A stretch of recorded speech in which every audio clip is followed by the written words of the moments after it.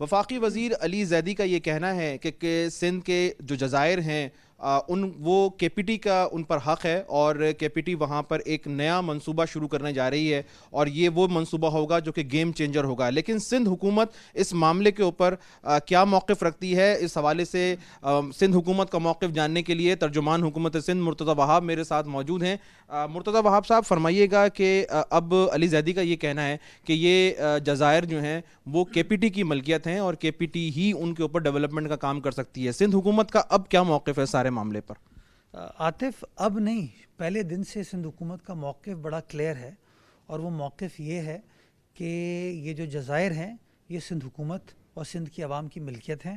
آئین کے آرٹیکل 172 کے تحت یہ سندھ حکومت کی ملکیت ہے. عدالتی فیصلے اس حوالے سے موجود ہیں جو کہ بڑا کیٹیگوریکلی اس چیز کو کلیئر کرتے ہیں، اس ابہام کو دور کرتے ہیں کہ یہ سندھ حکومت کی ملکیت ہے. نمبر 1. نمبر 2، کے پی ٹی کی اگر ملکیت ہے تو کس طریقے سے، کبھی علی زیدی صاحب سے پوچھئے گا. یہ لوگ ریلائی کرتے ہیں، کے پی ٹی ایکٹ کے اندر ایک نوٹیفیکیشن ہوا تھا ٹیریٹوریل لمٹ کا. آپ بھی سمجھتے ہیں، میں بھی سمجھتا ہوں کہ جو ٹیریٹوریل لمٹ ہے وہ ملکیت ٹرانسفر نہیں کرتی. اگر ٹیریٹوریل لمٹ کے اوپر ملکیت ٹرانسفر ہونا شروع ہو جائے پھر تو پولیس اسٹیشن کا تھانے دار جو ہے وہ پاکستان کا سب سے پاورفل آدمی ہو جائے گا، بیکاز اس کے تھانے میں جو لمٹ ہوگی اس کی ملکیت کیا اس کی ہو جائے گی. جو لینڈ اوننگ ایجنسی ہوتی ہے اس کو دیکھنا چاہیے، اور کے پی ٹی جو ہے وہ ایک لینڈ اوننگ ایجنسی نہیں ہے اپارٹ فرام دا فیکٹ کہ جو پراپرٹی ان کو دی گئی ہے. جیسے کہ کے پی ٹی ان کا ہیڈ آفس ہے، وہ ان کی لینڈ اوننگ ایجنسی اس کے حوالے سے ہے.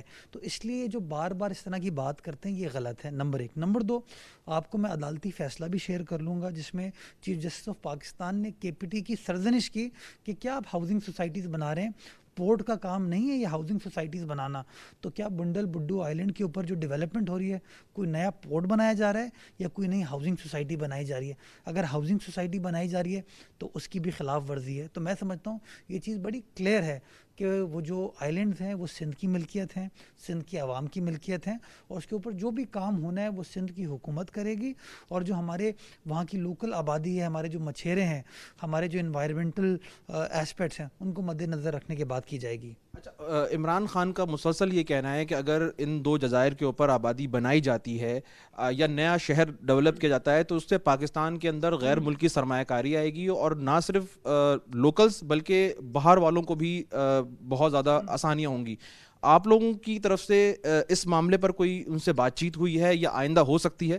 عاطف، 3 سالوں میں کتنی فورن ڈائریکٹ انویسٹمنٹ اس ملک کے اندر آئی ہے عمران خان صاحب کے دور حکومت میں.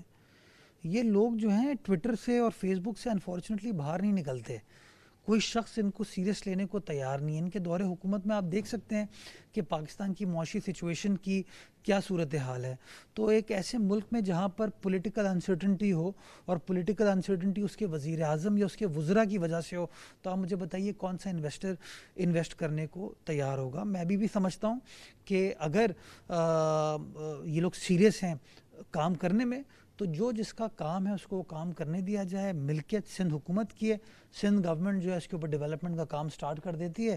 ان کو بولیں یہ پرابلمز کریٹ نہ کریں. ہم اپنے مچھروں سے بھی بات کریں گے، ہم اس کے انوائرمنٹل ایسپیکٹس کو بھی دیکھیں گے، اور تمام چیزوں کو مد نظر رکھنے کے بعد کوئی ایسا پروپوزل لے کے آئیں گے جس سے پاکستان کا فائدہ بھی ہوگا، ہمارے صوبے کا فائدہ بھی ہوگا، اور ہماری جو آبادی ہے اس کا بھی فائدہ ہوگا. میرے ساتھ موجود تھے ترجمان حکومت سندھ مرتضی وہاب، اور ان کا یہ کہنا ہے کہ ان جزائر پر اگر ڈیولپمنٹ کا کام ہوگا تو سندھ حکومت خود شروع کرے گی. کے پی ٹی کا جو دعویٰ ہے، علی زیدی جو مسلسل جس بات پر مصر ہیں، وہ غلط دعویٰ ہے اور اس طرح سے کام آگے نہیں بڑھ سکے گا. جی